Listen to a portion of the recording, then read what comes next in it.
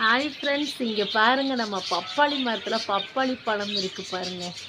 3 பழம் இருக்குது. அப்புறம் இங்கே பாருங்கள், நம்ம கொய்யா மரத்தில் பார்த்தீங்களா நிறைய காய் இருக்குது.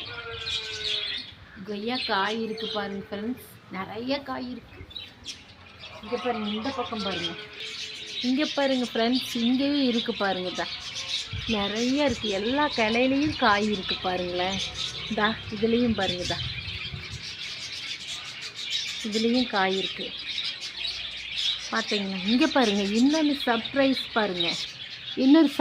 பாருங்கள், இங்கே பாருங்கள், நம்ம மரத்தில் கொய்யா பழமே வந்திருக்கு. இங்கே பாருங்கள், எவ்வளோ பெரிய பழமே. பாருங்க ஃப்ரெண்ட்ஸ், சூப்பரான பழம். பார்க்கலாம், வாசனையாக இருக்கணும். நல்ல மணமாக இருக்குது. அது பக்கத்துலேயே இன்னொரு காயும் இருக்குது. இங்கே பாருங்கள், இன்னொரு காய் இருக்குது. இது நம்ம வீட்டில் முதல் வந்த கொய்யாப்பழம்.